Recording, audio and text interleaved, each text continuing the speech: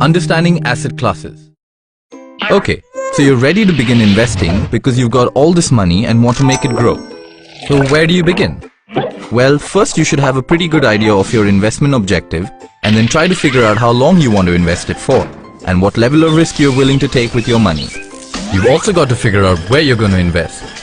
So, if you don't understand the advantages and shortcomings of the various asset classes at your disposal before you begin investing, you may not make the best investment decisions that are in line with your objective.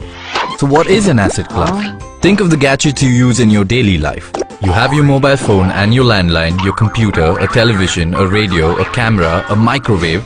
There's all kinds.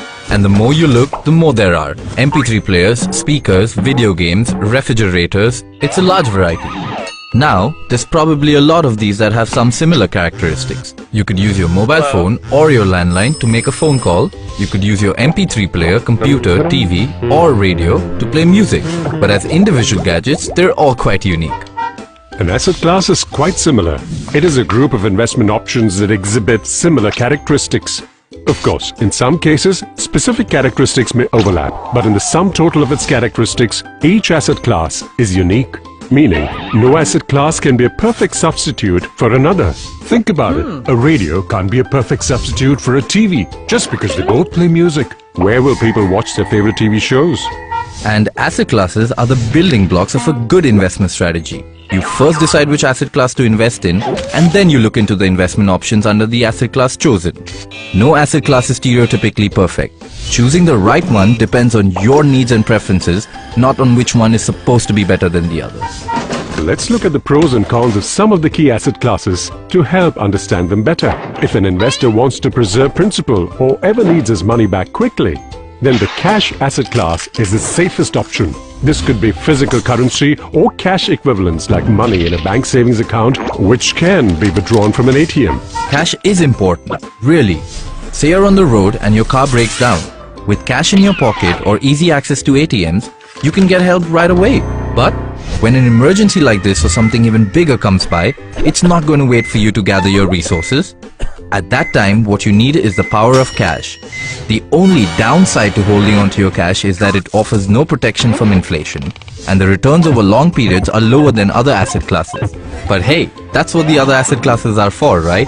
Fixed income instruments are like bonds, which offer steady growth of principal, and the returns over longer periods tend to be more than the cash asset class. On the flip side, some issuers of these bonds may not pay an investor the interest as committed or even return the money when needed. If an investor opts for bonds that carry lower risk, he may have to settle for lower returns.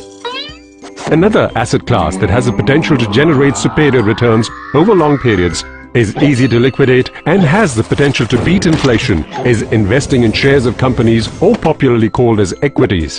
But to invest in equities, the expertise needed is far greater than cash or bonds. Equity prices are prone to wide fluctuations, leading to losses if an investor is forced to sell at the wrong time, and slumps in the equity market could go on for long. For investors who are looking for physical assets, then real estate is a good option. It offers a great source of psychological comfort and has the potential to generate returns over longer periods. But valuing real estate is hard, requiring expertise to gauge if what investors are buying is value for money. And with the large investment needed, investors end up limiting what they can buy and how much they can diversify their investments. High maintenance and liquidity are other downsides of this asset class. And there are even more asset classes like gold, commodities, collectibles, etc. You see, asset classes are wide and varied, and chances are that no single asset class will meet all your requirements. A combination of these instead will cover most of your needs and goals. You can have your mobile phone when you're out, your TV for all your shows, your laptop to work anywhere you want, your refrigerator to store food, and a microwave to heat it when you're ready to eat. Once you know about the different asset classes, you can wisely allocate your money in a combination that suits your investment objectives. So choose to grow your money the way you would like to. We hope you've enjoyed watching this video. Watch more and we'll help you learn about different investing concepts. You can also write to us with your feedback at editor@templeton.com. Mutual fund investments are subject to market risks. Read all scheme-related documents carefully.